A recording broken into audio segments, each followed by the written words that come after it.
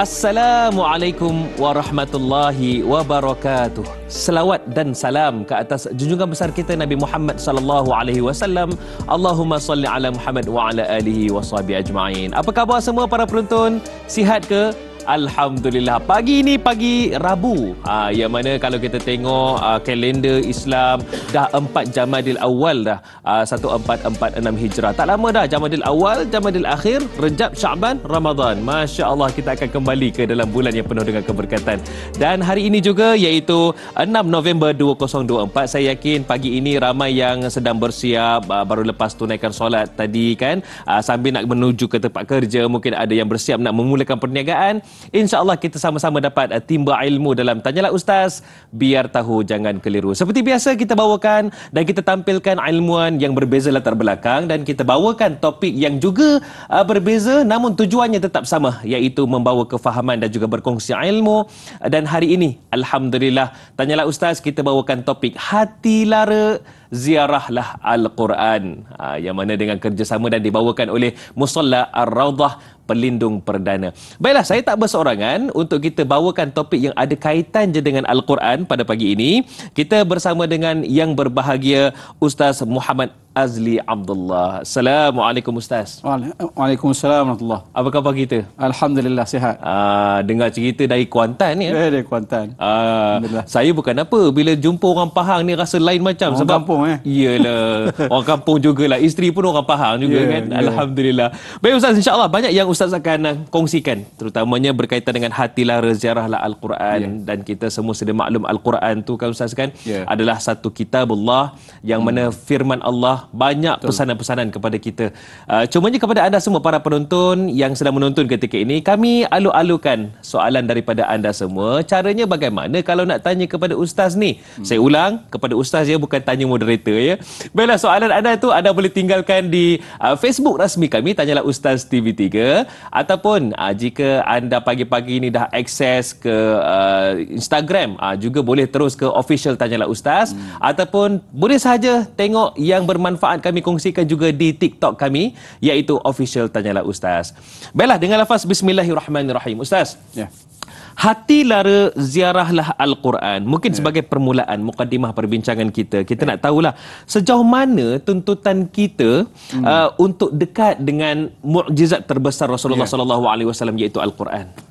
Alhamdulillah. Bismillahirrahmanirrahim. Assalamualaikum warahmatullahi taala wabarakatuh. Waalaikumsalam. Alhamdulillahirabbil alamin wa asyhadu an la ilaha illallah wa asyhadu anna sayyidana Muhammadar Rasulullah sallallahu alaihi wa alihi wasallam wa syarrafa wa karrama wa baraka wa azzam ala alihi was sahabati wat tabi'in wa tabi'ihim bi ihsanin ila yaumiddin wa alaina ma'hum bi ihsanin ila yaumiddin wa alaina ma'hum fi kulli lamhati wa nafasin adadama wasi'ahu ilmullah, amma ba'd. Alhamdulillah, terima kasih Da'i Hadari. Alhamdulillah. Kali pertama bersama dengan Da'i Hadari, nama pun sedap, gah namanya. Alhamdulillah, hari ini kita bincang tentang satu tajuk, hati lara ziarahlah Al-Quran. Agak-agak dia jadi trending, ziarahlah Al-Quran. Kita dah lama barangkali tak ziarah Al-Quran ni. Maksud ziarah Al-Quran maknanya, berapa lama dah, agak cuba kita tanya diri kita, berapa lama dah kita tak buka lembaran Al-Quran, kita baca satu persatu, page by page, tengok terjemahannya, tengok tafsirannya. Mungkin dah lama sangat kot tak ziarah kot.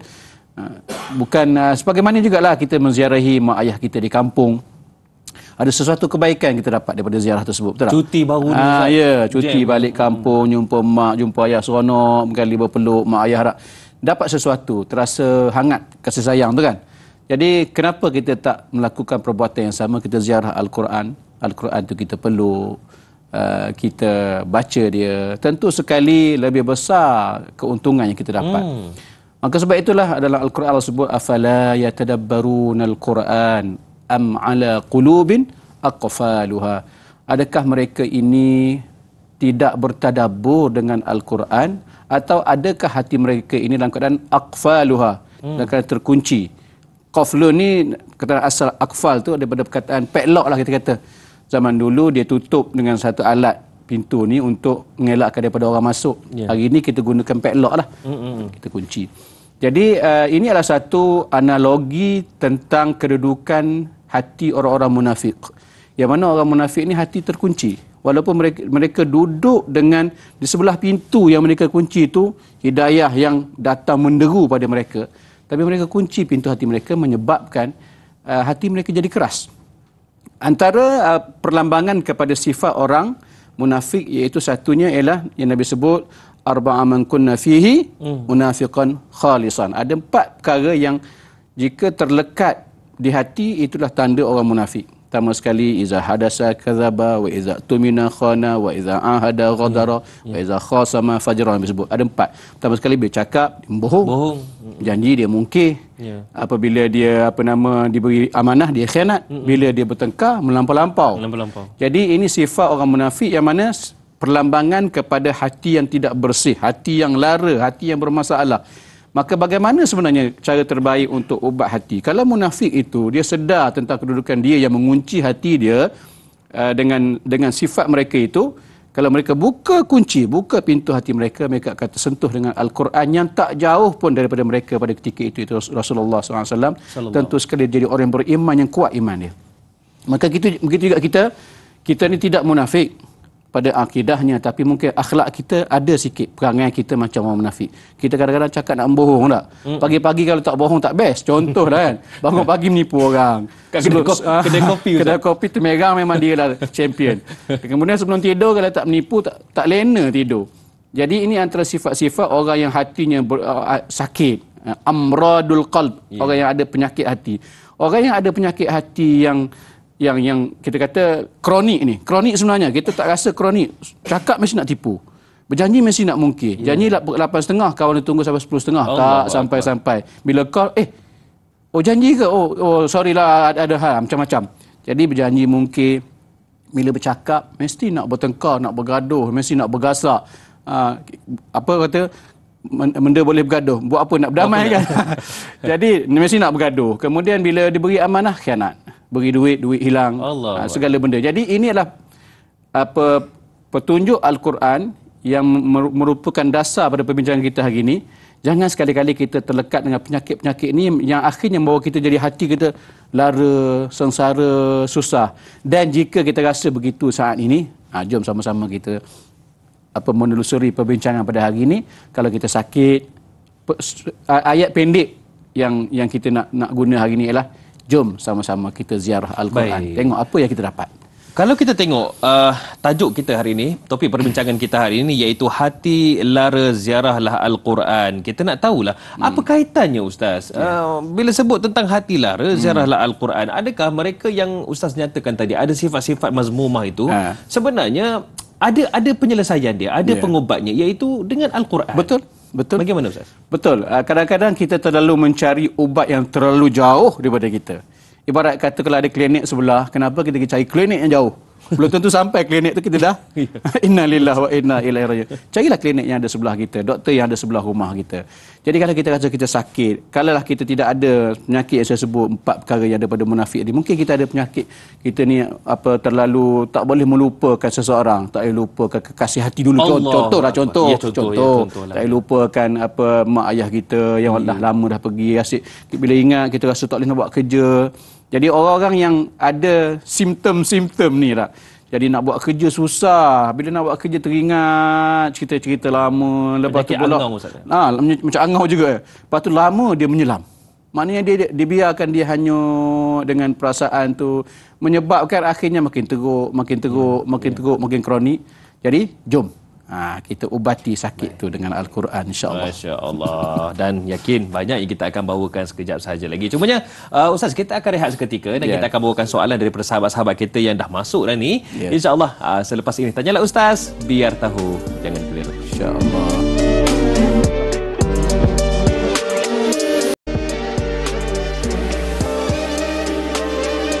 Alhamdulillah, segala jawapan kini dihuraikan dalam Tanyalah Ustaz, biar tahu jangan keliru. Dan seperti biasa para penonton sekalian, saya mengajak anda semua yang menonton ketika ini, terutamanya di Facebook kami, iaitu Facebook rasmi kami Tanyalah Ustaz TV3, untuk tekan butang kongsi dengan izin share. Tekan butang tu supaya lebih ramai kawan-kawan kita, sahabat handai kita, keluarga kita dapat manfaatnya. Terutamanya hari ini kita bawakan topik perbincangan kita, hati lara ziarah Susahlah Al-Quran. Dan kita bersama dengan Ustaz Muhammad Azli Abdullah. Baik Ustaz, perbincangan kita makin lama makin seronok sebab saya dah nampak bayangan apa yang kita akan bawakan sebentar saja lagi. Cumanya soalan daripada Fadli Mat Shah di Facebook katanya, Ustaz, soalan saya, apakah adab-adab sebelum mendampingi Al-Quran? Dan apakah hukumnya mendampingi Al-Quran hanya pada kesusahan dan sempit sahaja? Bila dah susah baru cari Al-Quran. Bila senang, lupa dan tinggalkan. Bagaimana Ustaz? Silakan. Terima kasih Fazli Mat Shah. Imam An-Nawawi ketika beliau menulis satu kitab namanya At-Tibyan fi Adab Hamalatil Quran. Dalam bab yang ketujuh beliau menyebut tentang adab an-nas kullihim ma'al Quran. Adab-adab manusia keseluruhannya bersama dengan Al-Quran. Saya sebut beberapa potong ayat yang disebut oleh Imam An-Nawawi, yang mana beliau memulakan perbincangan dengan menyebut satu hadis Nabi, ad-dinun nasihah. Agama itu nasihat. Maka sahabat tanya, kepada siapa? Liman? Lillah, Nabi jawab, lillah wali rasulihi wali kitabihi. Yang ketiga Nabi sebut nasihat itu kepada kitab Allah. Maka bila sebut nasihat kepada kitab Allah tu, apa tafsiran? Apa syarahan yang diberi oleh Imam An-Nawawi? Di situ letaknya rupa-rupanya adab kita dengan Al-Quran. Macam tadi Fadli dia tanya, apakah adab sebelum kita nak berdamping dengan Al-Quran?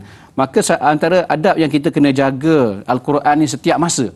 Maksudnya setiap masa siapa sahaja kena sentiasa beradab dengan Al-Quran. Kadang-kadang kita lihat kita punya keinginan tinggi nak sakit diubat dengan Al-Quran, nak apa-apa merujuk masalah kita dengan Al-Quran. Anak nak jawab exam. Betul, semua Quran, tapi rupa-rupanya asasnya itu adab dengan Al-Quran kita tak jaga. Jadi baguslah soalan Fadli Mat Shah ni membuka mata kita. Antaranya saya terus terjemah ke dalam bahasa Melayu lah. Apakah maksud nasihat kepada kitab Allah ataupun maksud kita beradab dengan kitab Allah? Nasihat kepada kitab Allah ni mana? Antara pertama sekali kata Imam Nawawi, kena beradab. Antaranya ialah satu yang pertama sekali kita kena letak Al-Quran tu adalah makhluk Allah, itu satu. Kalam Allah, makhluk Allah pula. Al-Quran itu tukar mazhab belakang. Al-Quran itu adalah kalam Allah, itu yang pertama, bukan makhluk. Nak sebut kita terbalik. Yang keduanya, ini yang kita kena ingat. Al-Quran ni perlu kita ta'zim, kita agungkan dia. Antara cara kita mengagungkan Al-Quran, contoh, kita diajar bila pegang Quran mesti berwuduk, bukan sekadar menyentuh, bahkan kita membawa Al-Quran. Maksudnya kita memuliakan Al-Quran dengan cara kita membawa tu dengan cara yang betul. Al-Quran ni kalau contoh Al-Quran yang tidak ada terjemahan, betul-betul Al-Quran solid yang tidak ada Al-Quran yang tak ada terjemahan tu, kalau kita membawa tanpa wuduk pun berdosa. Imam Nawawi sebut kalau nak juga kita bawa Quran yang tidak ada terjemahan, nak pergi belajar bawa Quran contohnya, masukkan sikit dalam beg kita tu buku-buku lain, maka boleh bawa. Kalau kita nak pegang Al-Quran tanpa wuduk, ataupun kita bawa bekas Al-Quran kita tanpa wuduk, tak boleh hukum dia. Nak ceritanya, kita kena agungkan Al-Quran. Duduk Al-Quran ni kena pada tempat dia. Itu yang kedua. Kemudian, apa kata Imam An-Nawawi lagi ialah, bacanya dengan sebenar-benar bacaan. Maka sebab itulah, bagi mereka yang rasa ada kekurangan pada bacaan Al-Quran, carilah guru, belajar, berguru. Sebutan Al-Quran ini, sebutan Arab. Kita sebutan Melayu. Kita makan wudu, makan poyak, makan cencaluk. Bahasa Perak keluar. Perak keluar ya. Ni orang Perak sebelah ya. Jadi baca kena lahjah Arab. Maka sebab itulah cari guru yang boleh ajar kita. Sebutan kita Melayu ni kadang-kadang kita buka mulut ba, ta. Itu lahjah Melayu. Arab sebut ba, ta. Dia sengitkan mulut dia kan. Itu semua kena berguru. Jadi kena baca dengan cara yang terbaik. Kemudian kena tahsin, kata Imam Nawawi. Maknanya kalau kita rasa kita dah baca elok, tahsin lagi. Kena perelokkan. Perelokkan lagi. Huruf dot nak sebut macam mana, nak letak kat lidah tu kat belah mana. Huruf fa tu macam mana. Huruf-huruf tebal macam mana. Huruf nipis macam mana. Jadi kita kena tahsin, perbaiki. Kalau pun contoh ustaz tak ada dah, makcik dah tua, makcik dah berapa umur ustaz, tak sempat dah nak tahsin, nak belajar semua, tak apa. Biar kita mati dalam keadaan kita belajar. Kita tidak dipertanggungjawabkan atas kecuaian kita tak belajar Quran, tak perbaiki bacaan kita. Itu yang keempat. Yang kelima, al-khusyu' indaha, kata Imam Nawawi. Kita baca Quran tu kena khusyuk, kena hayati makna. Ini yang maksud yang kita bincang ini.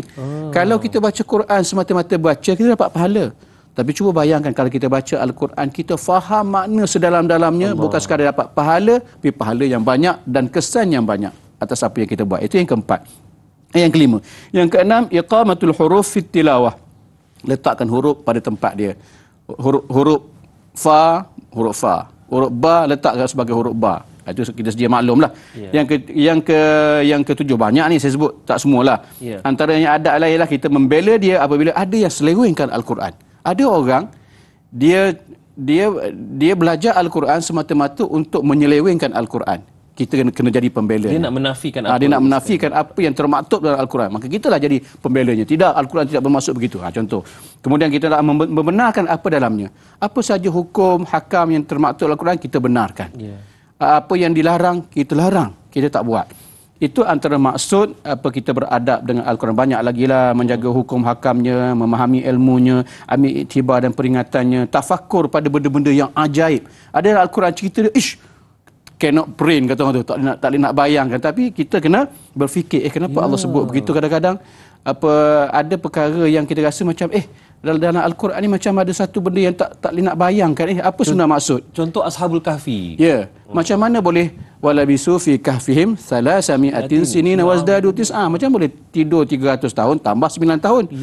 Maknanya di situ kita berfikir, rupa-rupanya Allah nak beritahu kepada kita kuasa Allah menghidupkan kita dan mematikan kita. Dan bagaimana cara Allah mengawal mereka walaupun dalam keadaan macam tidur. Sepatutnya bila kita tidur 300 tahun ni kita reput. Tapi Allah wa nuqallibuhum zatal yamin wa zatal shimal. Jadi benda-benda jadi kita kena fikir supaya dia akan memberi rangsangan kepada kita betapa hebatnya Al-Quran. Masya Allah, Al-Quran ni benar-benar mukjizat kalam Allah yang diturunkan pada Nabi kita. Itu sebahagian yang dapat saya kongsilah. Amal dengan muhkamnya, terima dengan yang mutasyabih, kemudian berbahas pada perkara umum dan juga khusus. Kita kembangkan ilmunya, kata Imam Nawawi. Ajak kepada Al-Quran macam kita hari ini. Kita ajak daripada Al-Quran dan juga kita sentiasa peringatkan orang ramai tentang nasihatnya. Ada 17 yang saya catat daripada tulisan Imam Nawawi tentang adab-adab kita dengan kitabullah, dengan Al-Quran. Soalan seterusnya tadi Fadli yang katakan, habis tu kalau ada orang dia ni bila susah baru cari Al-Quran, masa tak susah senang tu Al-Quran buat hantaran aja. Macam mana tu Ustaz? Alhamdulillah, kalau yang buat antara Al-Quran tu tahniah lah, baguslah. Sekurang-kurangnya mengingatkan pasangan masing-masing dah. Alamak, lama dah tak baca Quran kan. Cuma kadang-kadang kita kena ingat firman Allah surah Al-Ma'arij. Allah sebut, a'udzubillahi minasyaitonir rajim, innal insana khuliqa halu'a idza massahu syarru jazua wa idza massahul khairu manu'a. Sesungguhnya manusia ni Allah cipta insan. Kalau yang ikut tafsiran, saya sebut satu tafsiran daripada guru kami Maulana Profesor Dr. Yusri Jabar, dia kata apa? Insan di sini kebanyakan bila Allah sebut insan, makhluk pelupa ni kebanyakan merujuk kepada orang yang kufur pada Allah Subhanahu Wa Taala. Cuba tengok Allah sebut macam mana? Innal insana khuliqa halu'a. Sesungguhnya manusia itu Allah cipta resah gelisah. Kalut tak masalah. Apa kalau dah kalut tu tak boleh buat bincang. Kalau tengah mengamuk tu tak boleh nak minta tolong dah. Innal insana khuliqa halu'a idza massahu syarru jazua. Bila dia diuji satu kesusahan, dia jaza', dia lupa diri, dia mengamuk, dia panik. Itu sifat orang-orang yang kufur pada Allah, orang yang jauh pada Allah. Wa idza massahul khairu manu'a. Tapi bila Allah uji pula dengan kebaikan, lepas daripada kesusahan, lega dah, tak ada lagi masalah-masalah yang membelenggu diri dia, dia jadi apa? Wa idza massahul khairu manu'a. Dia mana? Duit ada, rezeki Allah beri melimpah, nak bagi pada orang kedekut. Kata Piramli, kedekut hangit tak hidup masin. Haji bakhil lah. Haji bakhil lah tu, bin lebay kedekut. Jadi nak bagi pada orang tu, ya Allah, menyimpan sungguh. Dia panggil mana, manu'a. Jadi orang yang macam ni, sepatutnya sifat begini kita kena jauh. Kalau maksudnya, berdasarkan soalan saudara Fadli Maksyah tadi, maknanya jangan sekali-kali kita jadikan Al-Quran hanya rujukan ketika kita susah. Sebenarnya Al-Quran, fissarra wad-darra, sempit ke, kita senang ke, kita sentiasa bersama dengan dia, jadikan dia sahabat. Tetapi takkanlah kita nak kata, kalau gitu tak payah rujuk teruslah. Kalau kami susah baru cari Quran. Tidak. Maksudnya bila kita dah bersama dengan Al-Quran, kita dah rasa sempit hidup kita cari Al-Quran, maintain saja. Lepas tu baca sikit, hayati sikit. InsyaAllah akan ada kebaikan yang banyak untuk kita insya-Allah. Baik Ustaz, zaman sekarang ni zaman yang ramai berdepan dengan masalah, termasuklah mungkin ada di pulau di tempat kerja, ada di pulau oleh masyarakat, Betul. sekampung, setaman kan. Jadi adakah dalam Al-Quran itu terdapat kisah-kisah yang mana pernah masyarakat memulau satu-satu individu ini tetapi Allah memuliakan mereka? Cuma soalan tu dijawab kejap je lagi sebab kita ada pemanggil di talian ketika ini. Assalamualaikum. Waalaikumsalam warahmatullahi wabarakatuh. Da'i Hadari dan juga Ustaz Muhammad Azli Abdullah. Saya Omar Abdul Majid dari Felda Cini Timur 3 Pekan Pahang. Assalamualaikum Ustaz dan Da'i. Waalaikumsalam warahmatullahi wabarakatuh. Haji Omar. Ya, saya. Kali ini kita bawakan Ustaz Azli dari Kuantan, Pahang. Jadi eloklah tu apa soalan yang diajukan orang Pahang kampung, kepada Pahang ya. Orang kampung kau. Saya kenal ni Ustaz Azli. Saya pun dekat Pekan dan tahulah. Masya-Allah. Silakan. Taman Pelindung Perdana tu. Ya, masya-Allah. Soalan saya begini Ustaz. Kita sedia maklum Ustaz, kita banyak takmah tahfiz dan banyak mengeluarkan hafazan hafazan Al-Quran ini. Tapi satu kesilapan, sama ada kesilapan pun atau saja kita ni tidak mengambil berat, tak tahulah Ustaz. Jadi kadang-kadang kita banyak Al-Hafiz banyak, ramai Al-Hafiz tetapi bukannya Al-Faham. Jadi apabila kita membaca Al-Quran, kita tak faham Ustaz. Dan kita bila tak faham, kita tak akan amalkan dalam kehidupan. Kita tak akan praktikan kerana kita tak faham. Jadi soalan saya, apakah kita membaca Al-Quran ini tanpa mentadabbur? Apakah ia juga satu yang dikatakan bagus ataupun terbaik Ustaz? Sedangkan kita tak faham dan kita tak ikut pun ajaran Al-Quran kerana kita tak faham isi kandungan Al-Quran yang kita baca itu. Itu soalan saya Ustaz. Saya mohon penyerahan daripada Ustaz dan juga pandangan Ustaz dan juga Islam sendirilah mengenai perkara ini. Itu saja soalan saya Ustaz dan Da'i. Terima kasih banyak Ustaz dan Da'i. Assalamualaikum. Waalaikumsalam warahmatullahi wabarakatuh. Haji Omar kalau tanya soalan memang menusuk kalbu tu. Termasuklah Al-Hafiz ramai, Al-Faham tu kurang. Al-Faham kurang. Cumanya jawapannya kejap je lagi. Boleh Ustaz? Boleh. Selepas sahaja kita berehat seketika. Tanyalah Ustaz, biar tahu jangan keliru.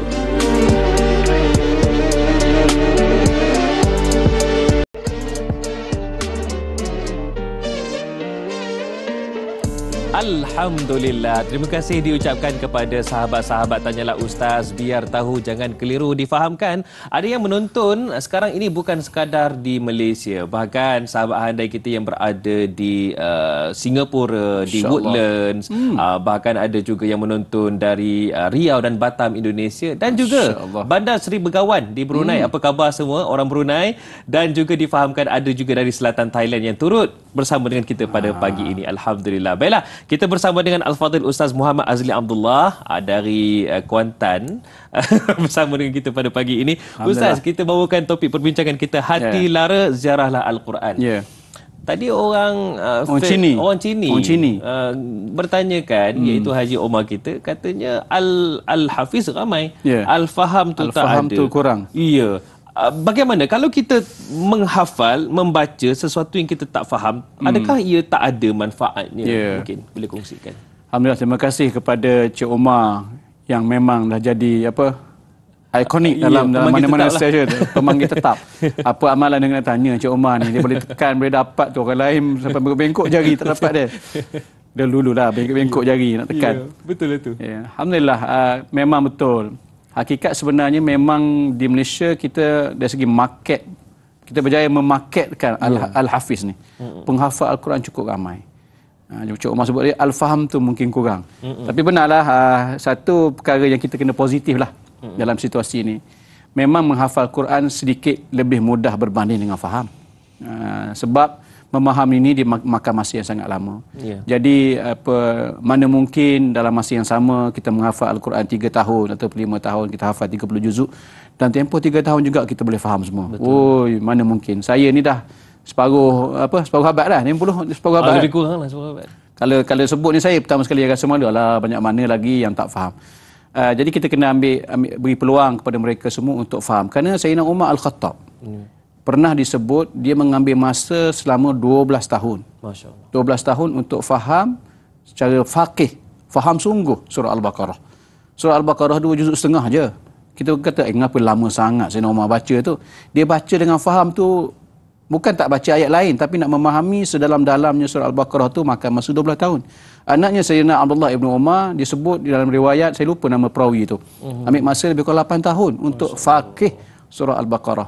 Maknanya kita memahami Al-Quran ini secara mendalam mengambil masa yang sangat lama. Dan tentu sekali para penghafal Al-Quran macam Da'i Hadari ni, dia memerlukan masa dan sentiasa kita percaya kebanyakan mereka yang menghafal Al-Quran ni atas tanggungjawab dia dengan Al-Quran, dia akan sentiasa baca dan sentiasa faham buka tafsir.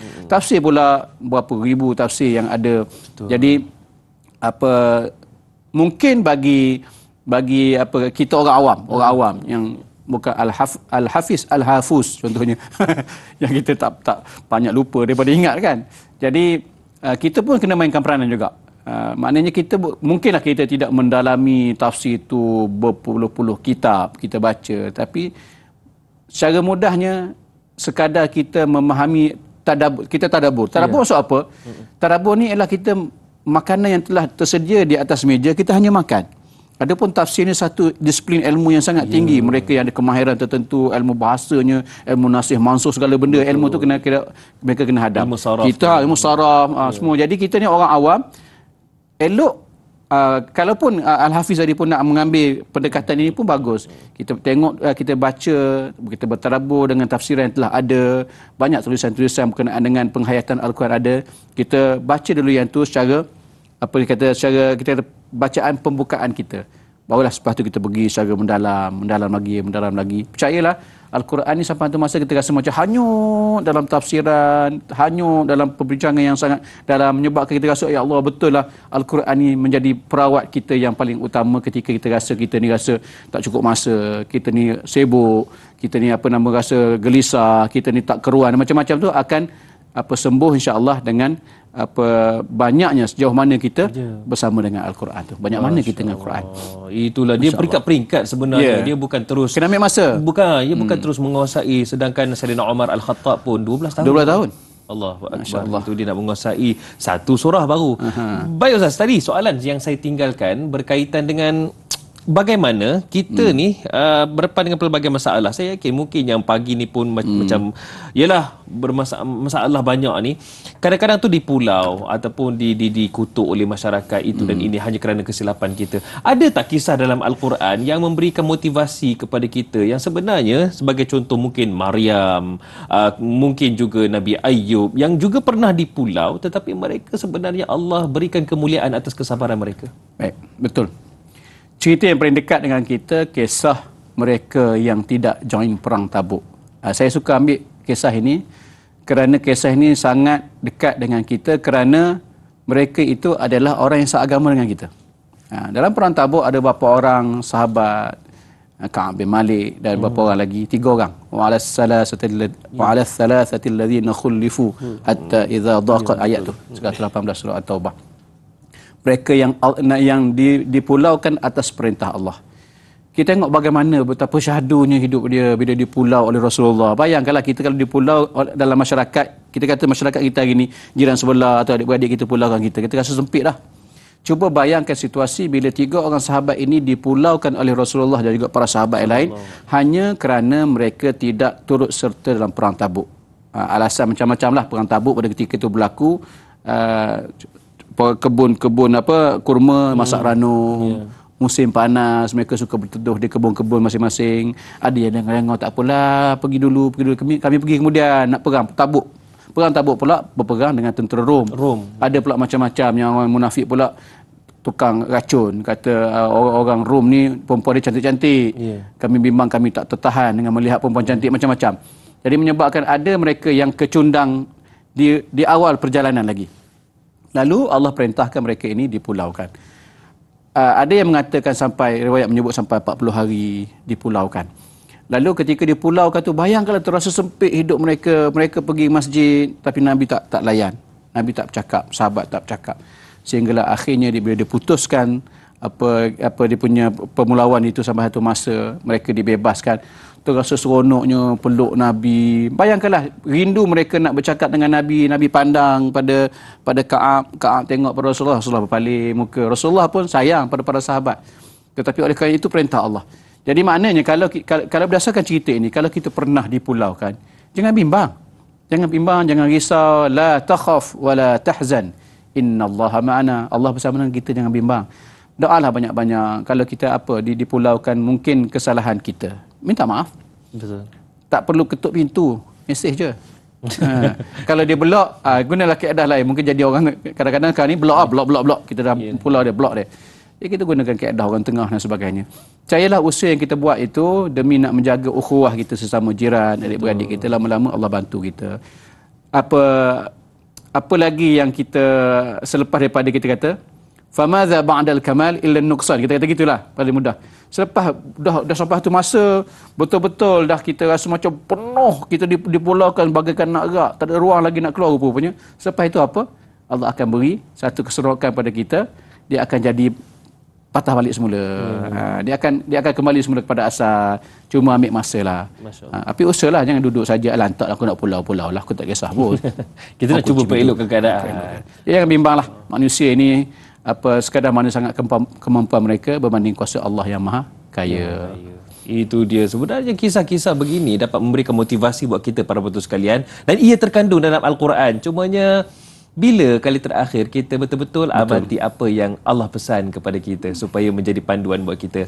Okey Ustaz, Mas Ripah, beliau ada bertanyakan, adakah boleh membaca dan mengamalkan potongan-potongan ayat dalam Al-Quran ketika hati sedang lara ataupun ketika mengalami kegelisahan kerana ditimpa sesuatu ujian? Contoh, ambil potongan ayat Al-Quran dijadikan sebagai zikir dengan harapan untuk mendapat ketenangan serta pertolongan daripada Allah Subhanahu Wa Taala. Boleh ke gunakan potongan ayat tu? Itu yang pertama. Yang kedua, bagaimana untuk jadikan Al-Quran sebagai teman dan penyelamat ketika di alam kubur nanti, Ustaz? Silakan. Baik, terima kasih Mas Rifah ni. Setiap kali tanyalah Ustaz, Mas Rifah ni kerap tanya ni. Terima kasih. Boleh tak diulang-ulang ayat tertentu jadi amalan? Jadi zikir lah. Kata. Saya buat satu kisah. Ini disebut juga oleh Imam An-Nawawi tentang kisah Sayyidatina Asma binti Abu Bakar. Satu ketika ada orang melintas nak ziarah dia lah di rumahnya. Ketika sampai di rumah tu, dia terdengar Sayyidatina Asma sedang membaca famannallahu alaina wa waqana azabas samum. Dia baca sekali, ulang lagi, famannallahu alaina wa waqana azabas samum, famannallahu alaina wa waqana azabas samum. Surah At-Tur, surah At-Tur. Diulang-ulang. Maksudnya apa? Allah telah beri anugerah pada kita dengan nikmat yang banyak dan menyelamatkan kita daripada azab neraka yang menyala-nyala. Begitu maksud dia. Rupa-rupanya pada ketika itu Sayyidatina Asma sedang hanyut dengan ayat tu. Kerana cuba membayangkan betapa indahnya esok saat kita berada di syurga, Allah beri anugerah macam-macam. Jadi dia hanyut, diulang. Kawan tadi yang nak singgah kat rumah tu, dia tengok Sayyidatina Asma sedang baca, jadi kata saya pun pergi ke pasar. Dia pergi ke pasar, dia beli barang-barang keperluan dia, kemudian dia balik semula. Singgahlah, kok dah selesai, kok baca. Balik sampai kat rumah masih lagi famannallahu alaina wa waqana azabas samum. Masih lagi ulang. Maknanya seolah-olah dia menjadikan ayat itu sebagai zikir yang menyedapkan hati dia, untuk menenangkan hati dia, menyeronokkan hati dia.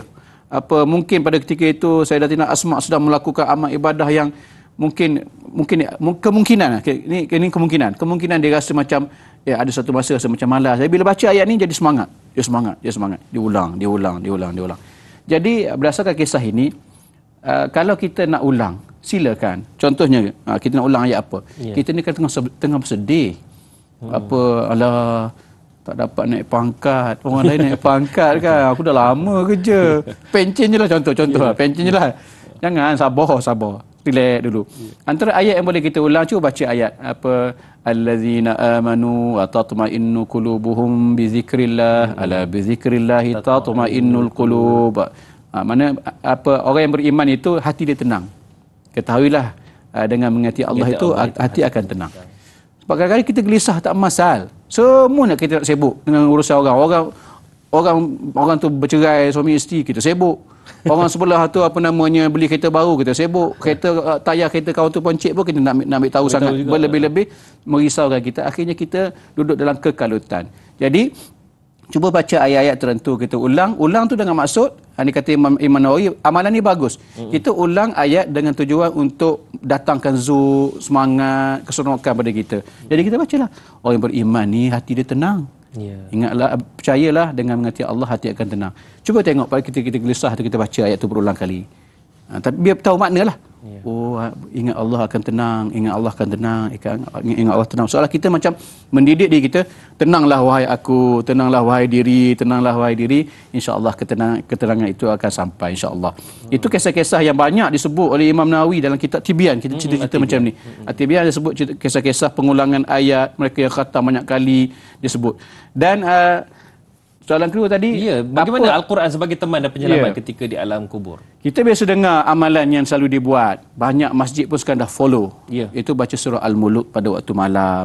Sebab Nabi sebut surah Al-Muluk ni ada 30 ayat yang mana siapa baca surah ni dia akan dapat syafaat daripada surah ni.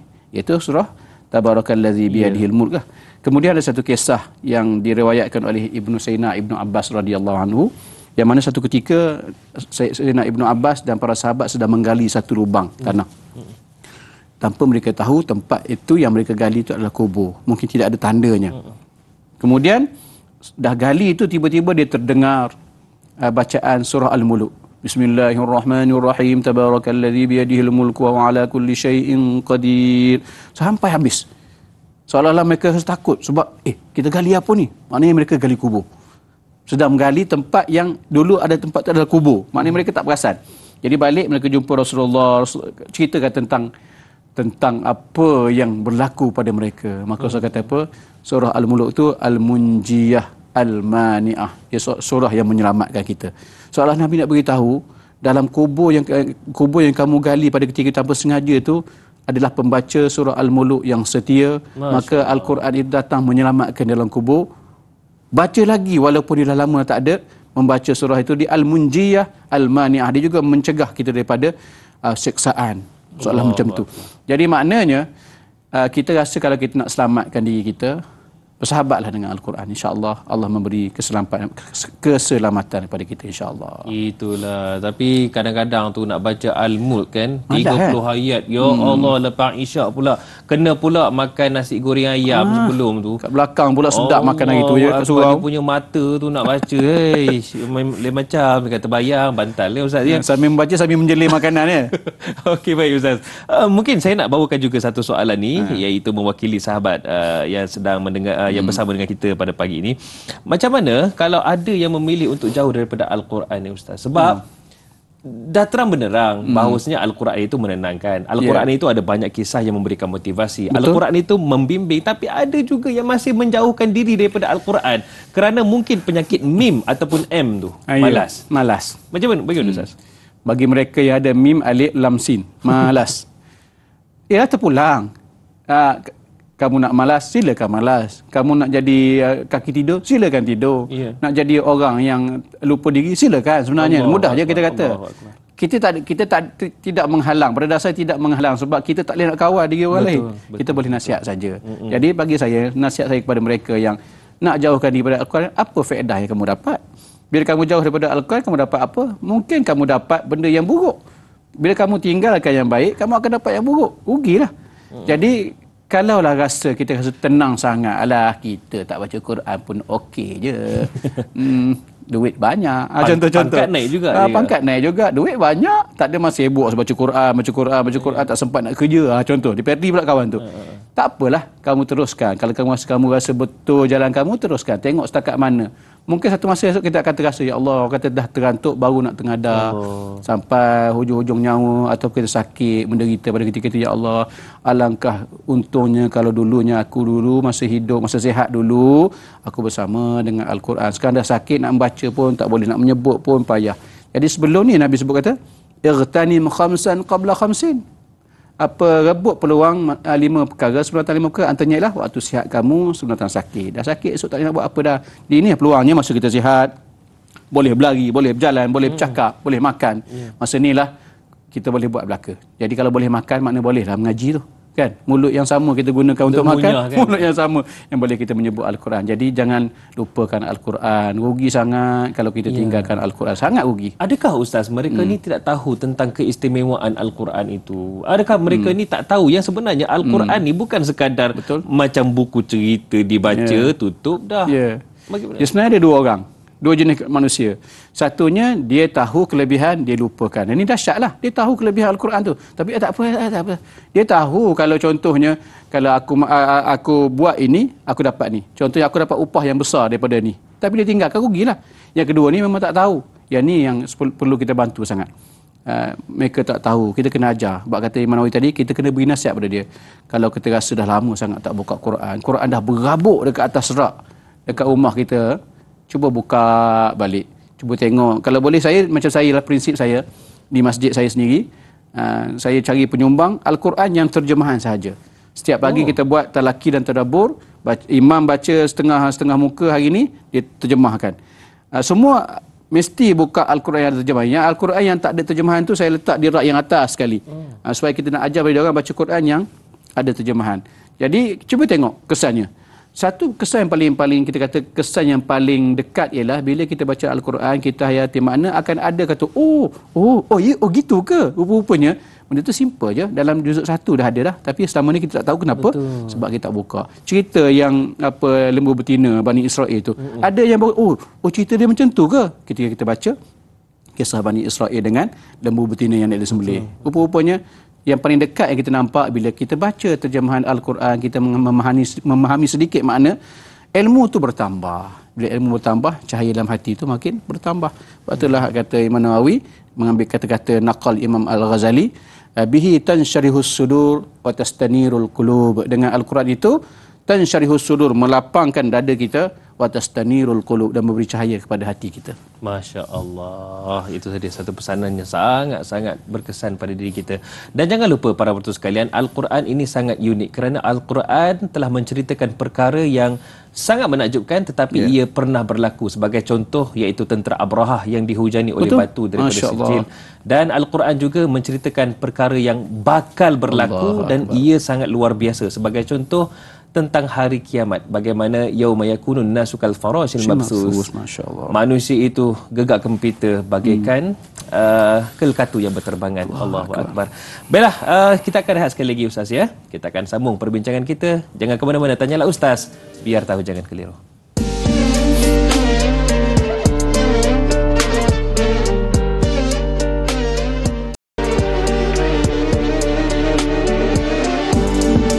Alhamdulillah dibawakan kepada anda oleh Musalla Ar-Radha. Hari ini tanyalah Ustaz, biar tahu jangan keliru, kita bawakan topik yang kita bincangkan iaitu hati lara ziarahlah Al-Quran bersama dengan Ustaz Muhammad Azli Abdullah. Baik Ustaz, tadi kita ada cerita tentang Musalla Ar-Radha ni.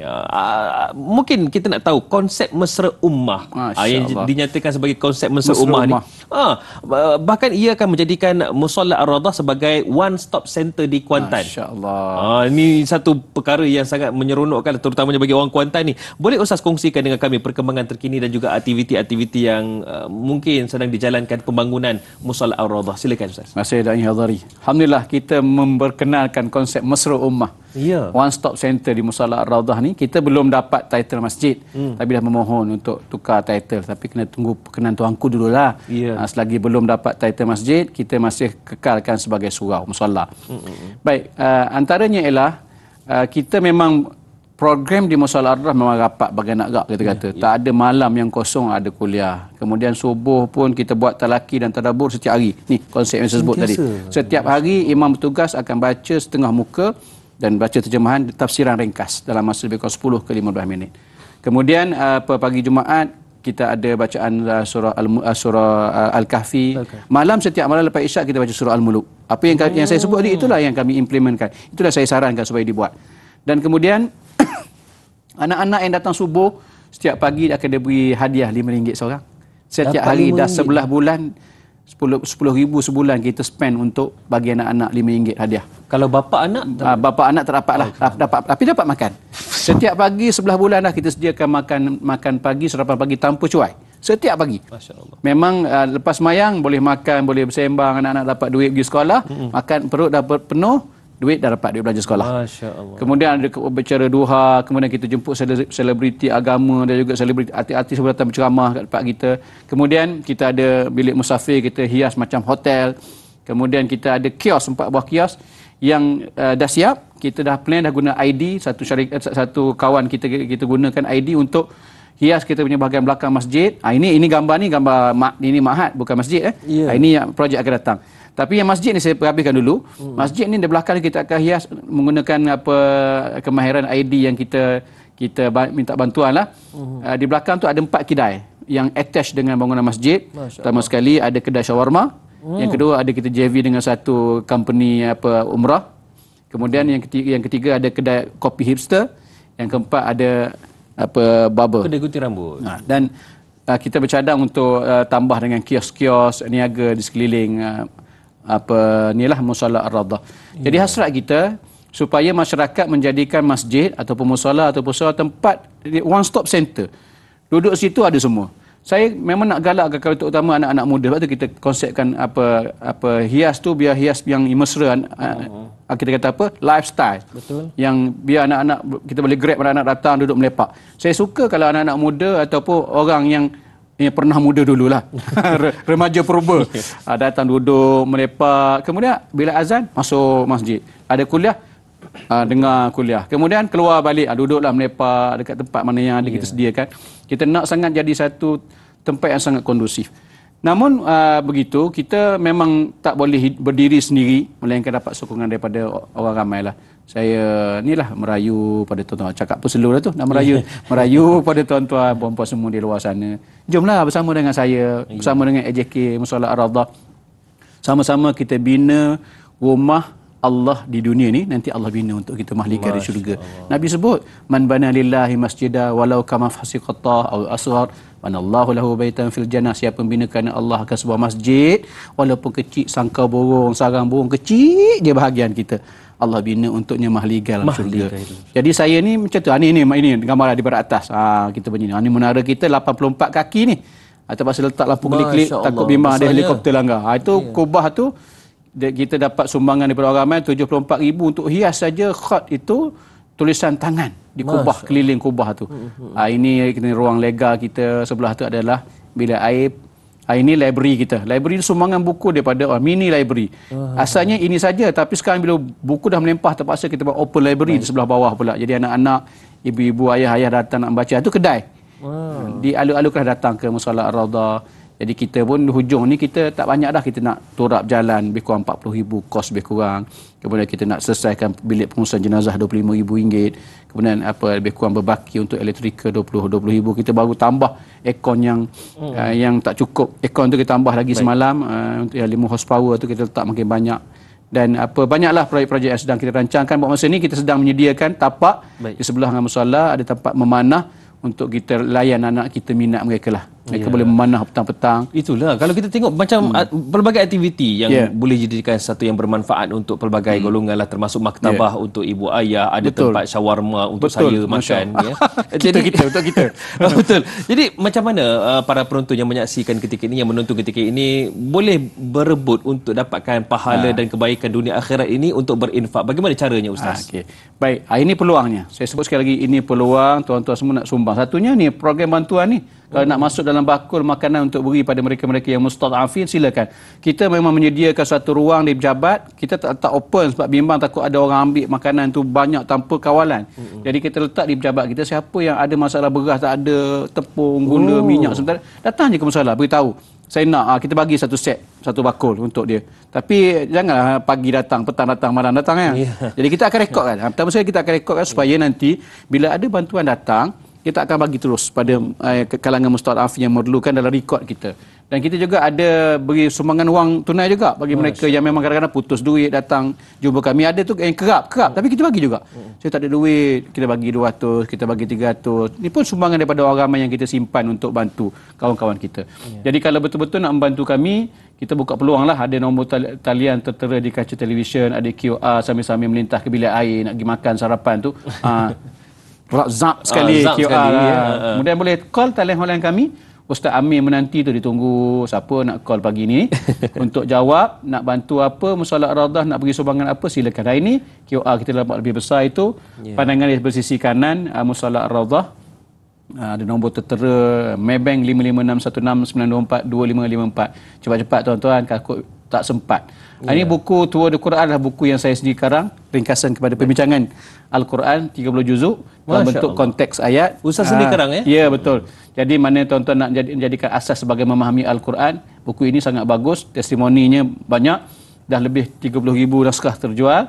Buku ini secara ringkasnya dia membincangkan tentang perbincangan yang ada dalam Al-Quran secara konteks ataupun siap, ayat 1 hingga 30 apa, 30 hingga 35 tentang perbincangan dia secara ringkas supaya kita nampak apakah perbincangan dalam setiap juzuk dan juga setiap ayat Al-Quran tu. InsyaAllah. Dan kalau ada laman sosial Ustaz, mungkin ada Facebook Musola Ar-Rawdah? Ya, kita ada Facebook Musola Ar-Rawdah, TikTok Musola Ar-Rawdah, IG Musola Ar-Rawdah dan juga YouTube Musola Ar-Rawdah. Boleh. Saya terkejut tu, TikTok pun ada tu ya. TikTok pun ada. Alhamdulillah. Kita ada 2 pelakon tetap kanak-kanak. Cuba pergi ke TikTok kami. Memang kanak-kanak ni memang luar biasa. InsyaAllah. Baiklah, itu dia. Terima kasih Ustaz. Dan insyaAllah kita akan sambung perbincangan kita kejap je lagi untuk topik kita hari ini. Jadi kita akan kembali rehat seketika kembali selepas ini. Dan kita akan tutup di TV3, sambungannya di TV9. Terus setia bersama kami. Tanyalah Ustaz, biar tahu jangan keliru.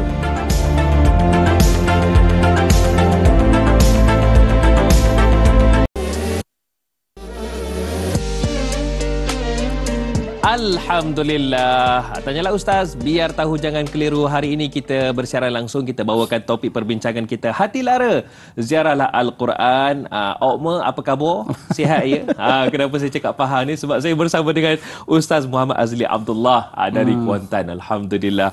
Baik Ustaz, tadi kita dah cerita tentang musola Ar-Rawdah. Sebelum tu mungkin juga Ustaz ada kongsikan bagaimana pentingnya Al-Quran dalam hidup kita. Dan ada kisah-kisah yang mana Allah nyatakan dalam Al-Quran sebagai panduan hidup kita. Cumanya ada soalan daripada Laila yang Spanyol ni. Nama macam Spanyol Ustaz, tapi orang kita ni Malaysia ni. Orang Temeloh. Laila Dila Rosa katanya, apakah terdapat surah-surah tertentu dalam Al-Quran yang boleh dijadikan penghibur kepada hati yang sedang lara? Kalau ada ayatnya mungkin Ustaz boleh kongsikan. Baik. Bismillah.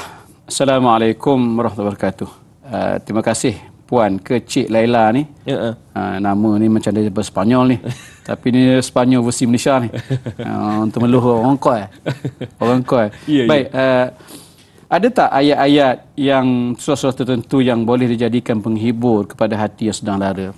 Sebenarnya atas kita lah sebenarnya. Banyak surah-surah yang sebenarnya kalau kita rasa sedih, kita rasa tertekan hidup kita, kita rasa macam dipinggirkan, mungkin kita boleh, kalau saya suka baca surah Yusuf.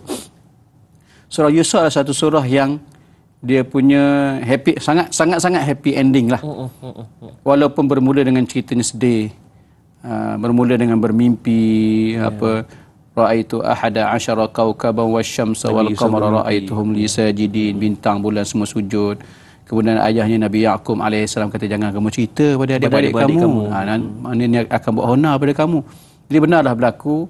Lalu Sayyidina Yusuf alaihissalam diperlakukan oleh adik-beradiknya. Ini cerita ni macam cerita yang dekat dengan kita. Betul. Pernah tak kita rasa macam kita, adik-beradik kita, pulaukan kita, dikhianati, macam adik-adik kita tak percaya pada kita. Dia kadang-kadang dia orang pergi melancong mana-mana tak beritahu pun kita. Dia orang plan elok-elok, kita 5 beradik, 4 beradik plan, seorang tinggal kita contoh. Kita rasa Allah terama, abalung, tak beritahu pun kita. Abang Kak Ngah, mentang-mentang lah aku ni duduk kampung contoh. Kita rasa kadang-kadang kita rasa macam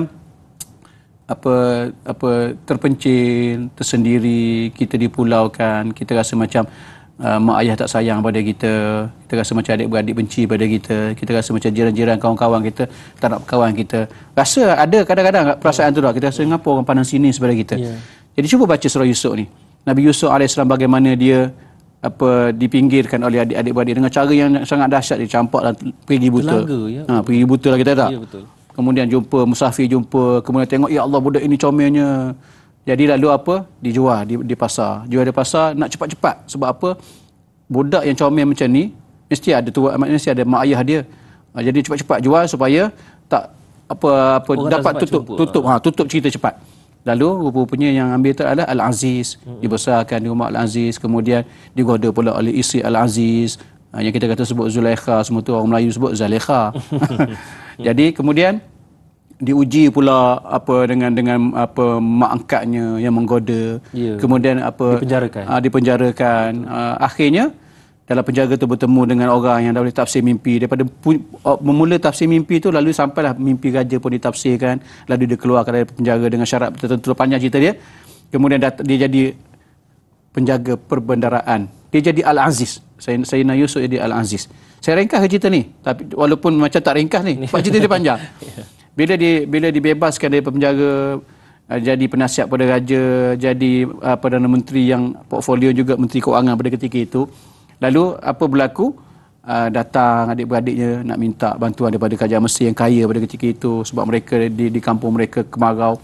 Lalu akhirnya episod datang pertama adik-beradiknya dia kenal, tapi adik-beradik tak kenal Nabi Yusuf, sebab Nabi Yusuf dia disebut mulassim, pakai menutup muka sebab selepas peristiwa dia digoda.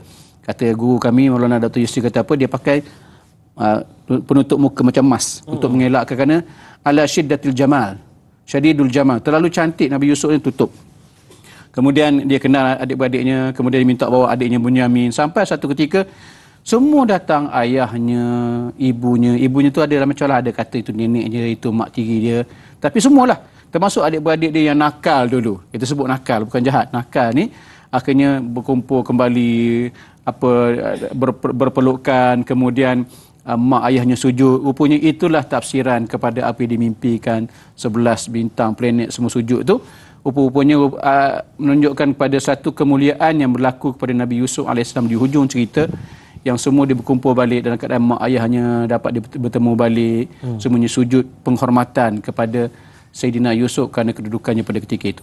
Maknanya, cuba kita baca surah ni. Ini satu surah lah, banyak lagi surah. Kita baca surah ni, cuba tengok kesedihan yang berlaku sampai tahap wabiyaddat ainahu minal huzun. Ayah Nabi Yaqub ayah Nabi Yusuf, Nabi Yaqub kan. Sampai buta mata, putih mata kerana bersedih, menangis kerana berpisah dengan anaknya, kata ulama sampai 40 tahun. Tapi tengok apa akhirnya? Happy ending. Maknanya kalaulah Allah uji kita dengan kesengsaraan, kita ingat balik berdasarkan cerita yang kita baca daripada Al-Quran, kita rasa kita boleh comeback. Kita boleh kembali semula insya-Allah. Dan percayalah, satu masa macam surah Al-Insyirah lah. Fa inna ma'al usri yusra, inna ma'al usri yusra. Sesungguhnya bersama kesusahan itu ada kesenangan. Bersama kesusahan itu ada kesenangan. Sehingga kan Syauqi, seorang pujangga Arab, dia kata fa usrun baina yusrain iza fakkartahu tafrah. Ada dua kesenangan di sebalik satu kesusahan. Bila kamu fikirkan tentang surah Alam Nashrah ni, kamu akan senang hati. Ini Syauqi punya tu. Maknanya jangan bimbang, satu susah yang Allah uji, berdasarkan surah Al-Insyirah kita akan dapat dua kesenangan. Percayalah dengan firman Allah, fa inna ma'al usri yusra. Kalaupun kita dapat kesenangan itu di dunia, kesenangan itu menanti kita di akhirat esok, insya-Allah. Allah ulang dua kali pun. Ya, dua kali. Dua kali. Ya, Allah janjikan ada kesenangan selepas kesusahan. Betul. Allahu akbar. Baik Ustaz, mungkin kita nak tahu jugalah apa yang menanti kita, kesan positif dan kesan negatif apabila kita dekat dengan Al-Quran ataupun jauh daripada Al-Quran. Apakah positif bila kita dekat dengan Al-Quran, kesan negatif pula bila kita jauh dengan Al-Quran? Apakah antaranya Ustaz? Baik. Kita orang yang selalu bersama dengan Al-Quran, yang saya nampak kesan positifnya, satunya mulut dia. Mulut dia bukan berbawa Al-Quran, tak. Mulut dia, kalau orang yang biasa dengan Al-Quran, dia akan mengungkapkan sesuatu akan terkait dengan Al-Quran. Kalau kita pasal kenapa? Guru-guru kita kan.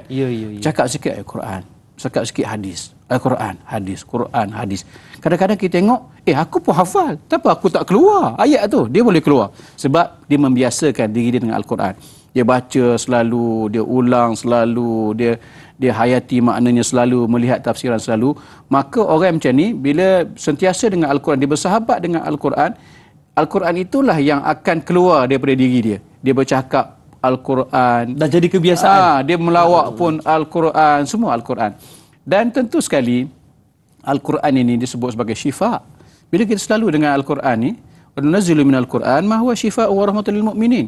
dia mengandungi syifa, ubat dan rahmat kepada orang-orang yang beriman. Maka sebab itulah kita lihat orang yang selalu berdamping dengan Al-Quran. Cuba kita tengok dari segi kita kata ketenangan diri dia dan ketenangan diri kita. Kita tengok dia nampak cool betul dia. Relax. Macam tak ada masalah. Padahal masalah kita tak tahu dia banyak pada kita, tapi dia boleh handle masalah tu. Antara faktornya ialah kerana dia banyak menekuni Al-Quran. Banyak cerita-cerita yang dia dapat daripada Al-Quran tu asbab dia menekuni Al-Quran tu, lalu Allah memberi satu kita kata alat penimbangan yang terbaik kan. Allah sebut apa? Orang yang bertakwa pada Allah, in tattaqullah yaj'al lakum furqana. Orang yang bertakwa pada Allah, Allah jadikan dia furqan, pembeza. Dia boleh beza kat antara mana yang baik mana yang buruk. Dia sentiasa ada mekanisme perimbangan di antara baik dan buruk tu kuat. Sebab apa? Dia bersama dengan Al-Quran. Ada pun orang yang jauh daripada Al-Quran, kita nak kata dia sebut Al-Quran tu payah. Cakap yang keluar daripada mulut dia kata kotor. Minta maaf sebut kata bodoh, bengong, perkataan yang buruk macam tu. Kenapa keluar? Sebab yang keluar pada mulut tu adalah perlambangan pada diri dia. Maknanya kosong. Dia hanya ada kekotoran dalam diri dia. Maka bila kita ada kotor dalam diri, yang keluar tu kotor lah. Bila kita ada kebaikan dalam diri kita baca Quran selalu, baca hadis selalu, sentiasa membaca kalam-kalam yang baik, maka akan keluar tu yang baik juga. Baik. Jadi rugi sangat kalau kita terjebak dengan kumpulan yang nak menjauhkan diri daripada Al-Quran. Al-Quran ni ustaz sahaja, kita tak ustaz, kita dengar aje. Rugilah. Al-Quran ni bukan untuk ustaz, untuk kita semua. Baru sekarang saya tahu kenapa puan penerbit sentiasa tenang, Ustaz. Iyalah. Sekali imbas dia melintas, kita rasa tenang je kan. Masya-Allah, sentiasa melazimi. Kuat baca Quran Allahu akbar. Alhamdulillah. Baiklah. Sambungan untuk perbincangan kita selepas ini, Ustaz. Lagi dan lagi kita akan bincangkan. Terus bersama kami, Tanyalah Ustaz. Biar tahu, jangan keliru.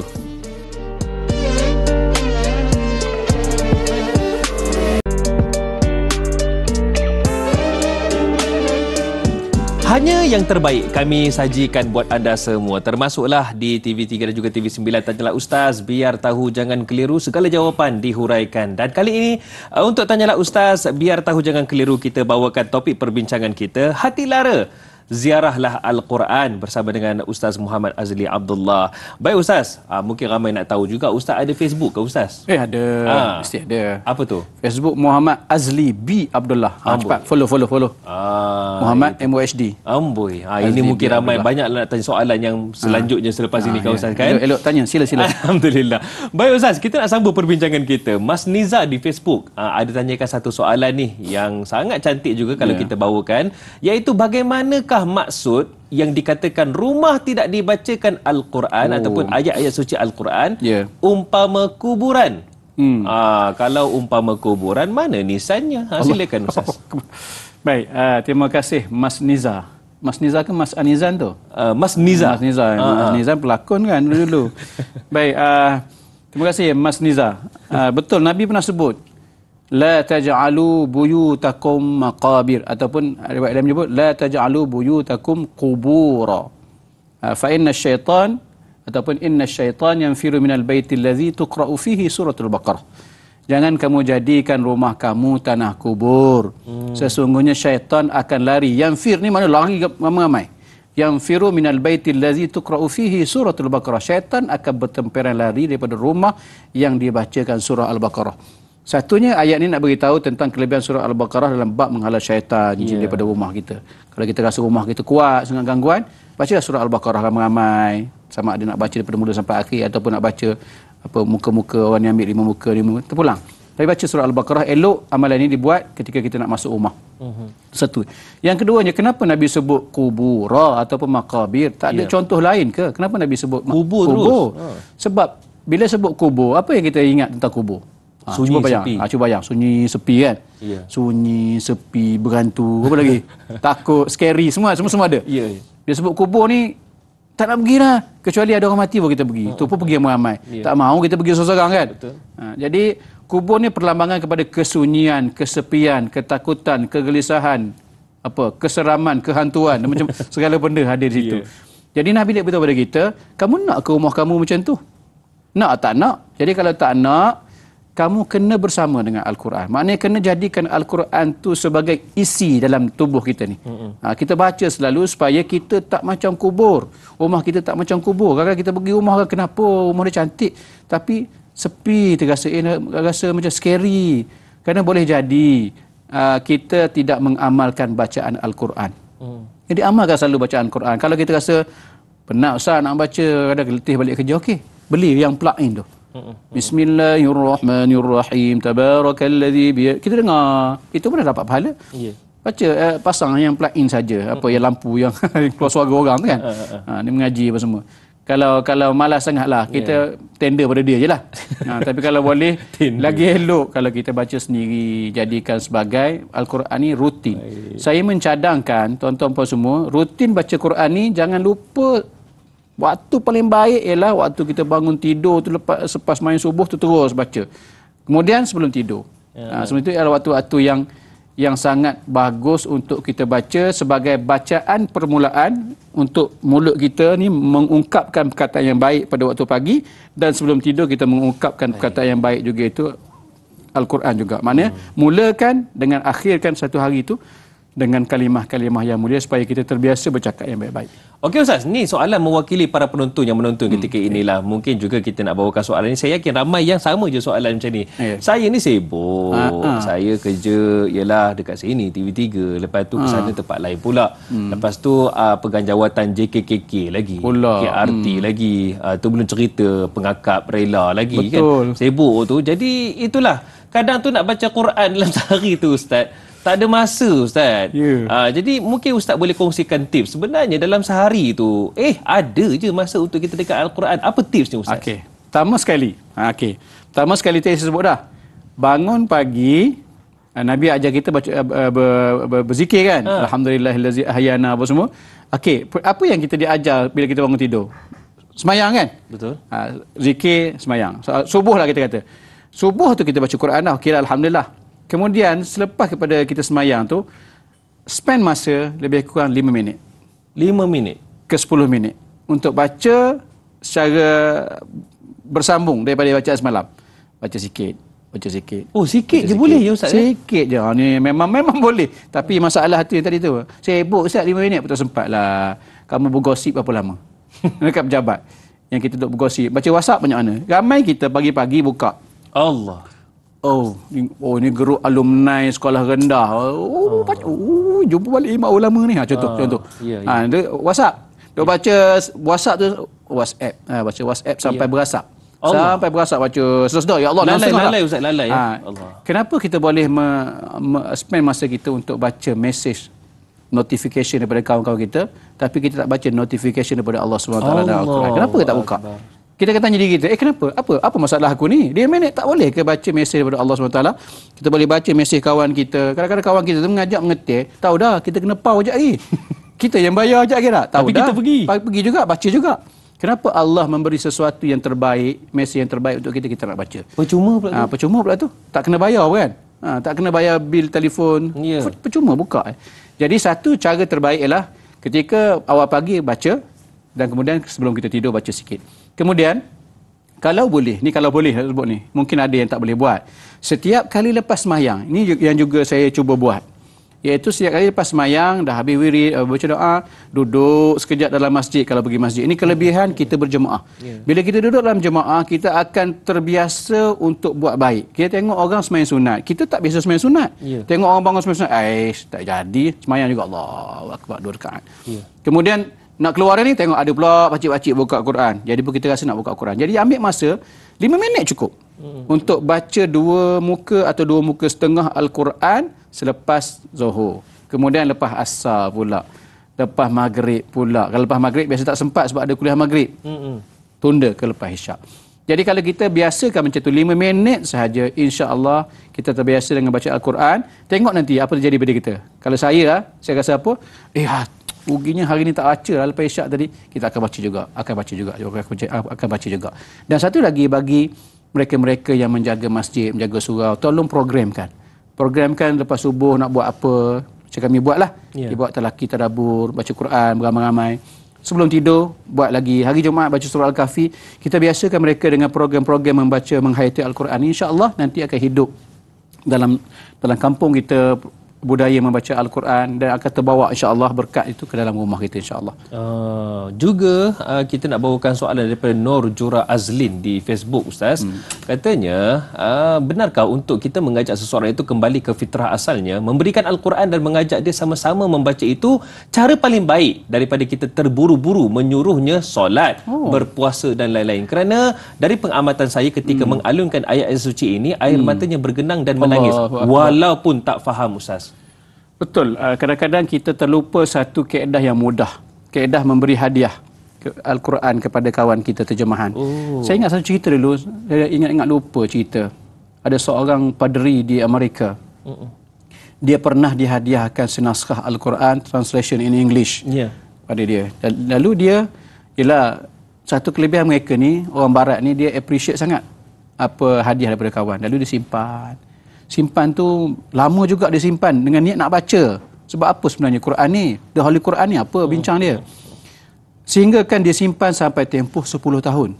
Selepas 10 tahun dia simpan, tiba-tiba Allah takdirkan dia sempat untuk membuka lembaran Al-Quran tu, terjemahan tu. Jadi tak baca lah Bismillahirrahmanirrahim, Alhamdulillah. Dia tak baca itu, dia baca dalam translation in English, with the name of Allah, most gracious, ever merciful. Ya ke tu? Merciful. Entam je lah. Entamnya saya ni. Betul itu. Entam pun betul. Bahasa orang kita cakap temeluh dah. Jadi bila baca satu-satu tu, bila start dia mula membaca terjemahan dalam bahasa Inggeris tu, dia tak boleh nak berhenti. Kenapa? Dia rasa terlalu hanyut dengan Al-Quran, ayat-ayat tu, lalu akhirnya masuk Islam. Yang terkini, ni syok nak cerita ni. Tuan-tuan ingat tak pada bulan November tahun lepas ada seorang bernama Megan Rice. Megan Rice ni dia seorang TikToker yang cukup popular. Dia cukup popular. Dia apa popular dia? Dia popular selepas dia mula berkongsi Al-Quran dengan rakan-rakan TikTok dia. Selepas peristiwa Gaza dihentam. Jadi dia melihat satu kekuatan luar biasa yang ada pada orang Gaza, iaitu mereka ni kalaupun ada keluarga mereka yang syahid, yang meninggal, mereka ni boleh menerima seadanya. Menangis juga, tapi mereka kata apa? Inna lillahi wa inna ilaihi raji'un. Alhamdulillah, alhamdulillah. Mana menyebut nama Allah. Jadi kekuatan itu dapat daripada mana? Lalu dia diceritakan kepadanya, kekuatan datang daripada kefahaman mereka kepada Al-Quran. Lalu Megan Rice ni, kalau siapa yang pernah follow dia, saya follow dia. Dia pun share sebelum dia masuk Islam ni, akhir dia masuk Islam ni. Saya ringkaskan cerita. Dia share setiap hari terjemahan Al-Quran dalam bahasa Inggeris, dia baca. Kawan-kawan dia ramai. Sampai satu ketika tu sampai puluh ribu dia punya tengok dia punya live dia. Sehingga satu ketika, saya ingat lagi tu ketika dia baca satu ayat berkaitan dengan proses kejadian manusia yang disebut dalam stage of development, perkembangan manusia ni, yang dimerujuk kepada surah Al-Hajj. Ya ayyuhan nasu in kuntum fi raibin minal ba'tsi fa inna khalaqnakum min turabin thumma min nutfatin thumma min 'alaqah. Dia baca, wahai manusia, jika sekiranya kamu ragu-ragu dengan kamu akan dibangkitkan hari kiamat esok, ingatlah dulu kamu dijadikan daripada daripada min nutfah, daripada min turab. Tok kamu dulu Adam daripada tanah, kemudian kamu daripada nutfah. Nutfah ni dalam English sebut sperm drop. Dia sebut gitu. Jadi bila dia baca sperm drop, dia kata maknanya ini disebut dalam ilmu embryologi. Dan dia pun Google. Dalam embryologi mereka bertemu ilmu ni tahun 1820-an gitu. Dia kata macam mana Al-Quran 1400 tahun dulu dah ceritakan tentang sperm drop, kemudian bagaimana manusia itu dicipta, sama dengan apa yang tertulis dalam buku biologi, kita kata. Lalu akhirnya dia dah hari itu dia macam keluar kabut, rupa-rupanya itulah noktah terakhir. Dia berada dalam agama lamanya, lalu esoknya bila dia live dia pakai tudung. Saya tengok ketika live kali pertama, kata Megan Rice pakai tudung. Rupa-rupanya dia dah terima hidayah Allah dengan membaca Al-Quran, akhirnya masuk Islam. Hari ni dia delete semua cerita-cerita lama dia, gambar-gambar dia tak bertudung semua, walaupun perbincangannya baik. Kerana apa? Nak menjaga kehormatan dia sebagai seorang Muslim. Bermula daripada Al-Quran. Jadi hadiahkan kepada kawan-kawan kita terjemahan. InsyaAllah. Itu satu usaha yang sangat baik dan juga cadangan yang mungkin kita boleh adakan dan lakukan insyaAllah. Baiklah Ustaz, secara ringkas mungkin kesimpulan ataupun pelan tindakan kita. Bagaimana kita nak bawa semua golongan termasuklah anak-anak kita yang ada dekat rumah tu, yang tak sekejap je lagi petang nanti naik basikal ajak tu. Macam mana kita nak ajak mereka dekat dengan Al-Quran Ustaz? Baik, saya nak mengajak diri saya sendiri, kita semua, para penonton semua, jomlah kita ziarah Al-Quran. Ziarah balik. Kita kan ada masalah macam-macam ujian dalam hidup kita. Allah uji dengan kesempitan hidup, Allah uji dengan kesakitan. Tapi walaupun ujian sebesar mana sekalipun, jangan sekali-kali kita lupa nak ziarah Al-Quran. Ziarah Al-Quran tu macam mana? Tolonglah, saya pesan pada diri saya, tolong setiap hari, tolong baca Quran. Saya pesan pada diri saya, pesan pada anak-anak saya kat rumah, yang sedang menonton, ahli keluarga saya, jiran-jiran saya, jemaah masjid saya, begitu juga tuan-tuan semua yang sedang menontonnya. Jom kita balik semula. Kita kembali, kita ziarah Al-Quran selalu. Baca Al-Quran selalu. Apa kalau kita rasa kita dah terlewat, tak pernah lewat dalam hidup kita. Kalau kita rasa pada ketika ini kita umur 70, 80 sekali, tak apa, teruskan. Mulakan. Kalau kita rasa baru nak mulakan baca bismillah. Baca alhamdulillahirabbil alamin. Cuba tengok terjemahan. Cuba selepas pada itu bila kita membaca Al-Quran, kita tengok terjemahannya. Cuba kita tengok kesan pertama sekali pada diri kita sendiri. Apa berlaku pada diri kita? Kita makin malas ke? Makin rajin ke? Kita ni makin faham ke? Makin tak faham ke? Kita akan lihat sendiri dan kemudian kita cerita kepada orang lain. Rupanya betul lah apa yang Da'i Hadari sebut dengan Ustaz Azli pada pagi itu. Saya cuba buat, alhamdulillah, rasa bertambah sikit ilmu walaupun tak banyak. Rasa tenang sikit hati bila gelisah. Saya buka Al-Quran. Saya baca mana-mana ayat, tak kisahlah. Bila saya baca saja tanpa saya faham pun saya rasa tenang. Saya cuba baca dengan sebaik mungkin. Jadi saya mengajaklah kita semua jom ziarah Al-Quran. Baik Ustaz, doa ringkas daripada Al-Fadhil Ustaz untuk memurnikan program kita pada pagi ini. Silakan Ustaz. Bismillahirrahmanirrahim. Alhamdulillahirabbil alamin wassalatu wassalamu ala asyrafil anbiya wa ala alihi wa sahbihi ajmain. Allahumma arhamna bil Quran waj'alna imaman wa nuran wa hudan wa rahmah. Allahumma dhakkirna minhu ma nusina wa 'allimna minhu ma jahilna warzuqna tilawatahu ana al-laili wa atraf an-nahari 'ala al-wajhi alladhi yurdika 'anna. اللهم اجعلنا ممن يحلل حلاله ويحرم حرامه ويعمل بمحكمه ويؤمن بمتشابه ويتلوه حق تلاوته. اللهم اجعلنا ممن يقيم حروفه وحدوده ولا تجعلنا ممن يقيم حروفه ويضيع حدوده يا حي يا قيوم يا ذا الجلال والإكرام. Ya Allah, ya Tuhan kami, rahmatilah kami dengan Al-Quran. Jadilah kami di kalangan ahli Al-Quran. Ya Allah, ya Rahman, jadilah kami orang-orang yang sentiasa cuba untuk memahami Al-Quran. Ya Allah, jadikanlah kami, ahli keluarga kami, jiran tetangga kami, rakan-rakan kami, semuanya meminati untuk memahami Al-Quran yang telah kau turunkan kepada Nabi-Mu sallallahu alaihi wa alihi wasallam. Rabbana atina fid dunya hasanah wa fil akhirati hasanah wa qina azabannar. Sallallahu alaihi wasallam Muhammad wa ala alihi wa sahbihi wasallam. Alhamdulillahirabbil alamin. Terima kasih kepada Ustaz Azli kerana sudi bersama dengan kami dan insyaallah kita akan bersama lagi pada masa depan Ustaz ya. Ya insyaallah. Baiklah para penonton sekalian, dalam surah Al-Baqarah surah kedua ayat kedua Allah nyatakan dzalikal kitabu la raiba fihi hudal lil muttaqin. Al-Quran itu tiada keraguan di dalamnya, bahkan menjadi petunjuk bagi orang yang bertakwa. Jadikanlah Al-Quran sebaik-baik teman kita, sebaik-baik petunjuk dan teladan bagi kita. Saya Da'i Hadari mohon permisi undur diri. Assalamualaikum warahmatullahi wabarakatuh.